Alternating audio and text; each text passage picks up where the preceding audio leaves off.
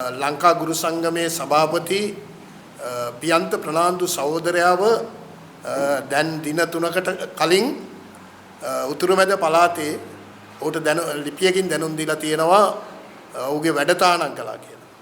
ඒට හේතුව විදියට දක්වන්නේ ඔහු පූර්ණකාලිකව 2026 1:31 දක්වා කාලයක් රිලීස් කරලා තියෙද්දි ඔහු පහුගිය වකවානුවට අදාළව අනුරාධපුරයේ අපි පුරවැසියෝ කියන සංවිධානයේ කැඳවුම්කරු ලෙස පහුගිය 5 වෙනි මාසේ මේ මාසේ 30 වෙනිදා හිරු නාලිකාවත් එක්ක කරපු මාධ්‍ය සාකච්ඡාවක හිරු නාලිකාවේ 6:30 ප්‍රවෘත්ති ප්‍රකාශයට ප්‍රකාශයක් දීම සම්බන්ධයෙන් ඒ ප්‍රකාශ සම්බන්ධයෙන් ඔහු කරන්නේ උතුරුමැද පළාතේ ප්‍රධාන අමාත්‍යාංශයට අදාළව වාහන වෙන්දේසියකට අදාළ තොරතුරු ඉදිරිපත් කරන එක තමයි ඔහු ඒ ප්‍රවෘත්ති ප්‍රකාශ විකාශනයේට ඔහු දීපු ඉන්ටර්විව් එක. එතකොට මෙන්න මේක කරා කියන චෝදනාව මත තමයි පියන්ත ප්‍රනාන්දු සහෝදරයාගේ වැඩතහනමකට ලක් කරා. එතකොට මේ අපිට ප්‍රශ්නයක් තියෙනවා. ඔහු පූර්ණ කාලයෙන් නිදහස් වෙලා තියෙන එක හරි. හැබැයි ඔහුට අයිතියක් තියෙනවා පුරවැසියෙක් විදියට තවත් සංවිධානයක කටයුතු කරන්න. එතකොට රාජකාරී වෙලාවෙන් පිටත ඔහුට ඔහුගේ තියෙන අයිතිය මැතිවරණ මේ ඒ කාලය ඇතුලේ ඔහු වෙන සංවිධානයක කැඳවුම්කරු විදියට හිටියා කියන චෝදනාව තමයි ඔහුට යොමු වෙලා තියෙන චෝදනාව. එතකොට මේකෙදි අපිට පේන දේ තමයි මේ එන්නේ වෙන මාර්ගයක් කියන එක අපිට පේනවා. මේ තමයි ආණ්ඩුවේ යම් දෙයක් විවේචනය කරනවා නම් ඒ විවේචනය කරන එක පිටිපස්සේ මොකක් හරි හේතුවක් හොයලා ඒ හේතුව හොයන කෙනාගෙන් පරිගන්න ආණ්ඩුව සූදානම් වෙනවා කියන එක තමයි අපිට පේන්න තියෙන්නේ.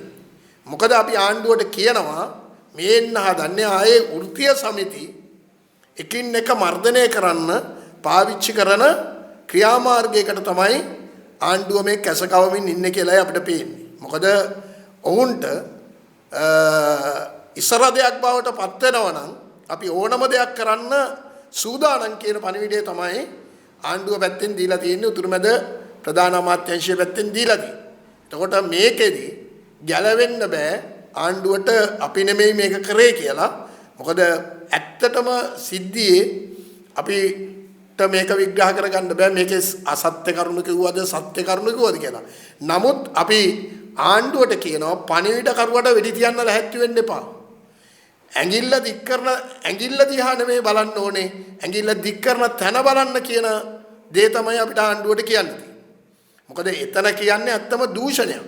ඒ දූෂණේ සියලු තොරතුරු සත්‍යද 50%, 60%ක් 90%ක් සත්‍යද කියන එක ආණ්ඩුව විමර්ශනයක් කරලා බලන්න ඕනකම තියෙනවා.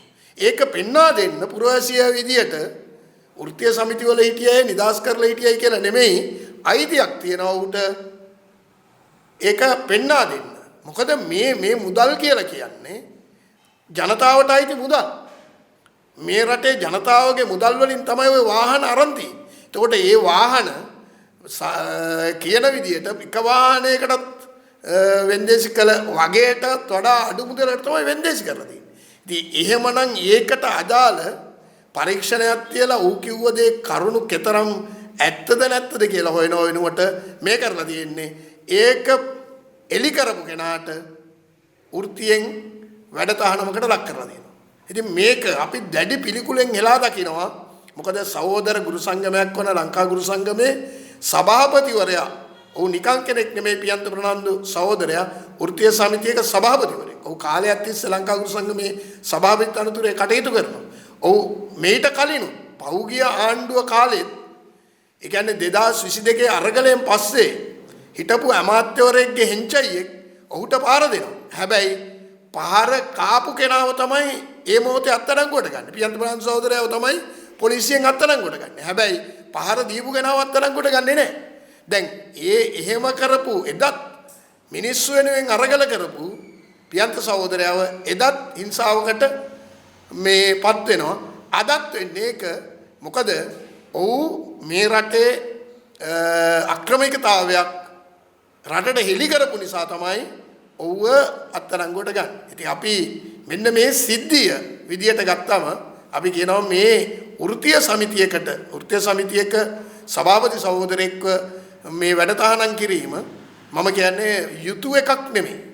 ඒ යුතු එක වෙන්නේ යුතු එකක් නොවනවයි කියලා කියන්නේ ඔහු මේ ප්‍රකාශ කරන්නේ ඔහුට වෙනත් සංවිධානයක ඉන්න අයිතියක් තියෙනවා.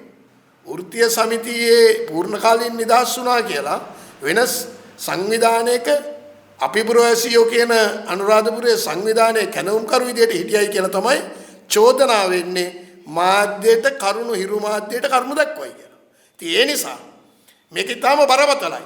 ඒ නිසා අපි ආණ්ඩුවට කියනවා මේ නැවත වතාවක් එන්නේ මේ වෘත්තීය සමිති මර්ධනය. එහෙම එන්න ලැහැත්ති වෙනවා නම් වෘත්තීය සමිති වල ක්‍රියාකාරීත්වය ඇතුලේ බලයට ආපු මහින්ද ජයසිංහලට අපි කියනවා ඒ ගුරු වෘත්තීය සමිති වල හිටපු අයට දැන් ඔබ ඉන්නවා ඒවා පාවිච්චි කරලා බලයට ඇවිල්ලා මිනිස්සුන්ගෙන් ඡන්ද අරගෙන දැන් බලයට ඇවිල්ලා ඉන්නවා.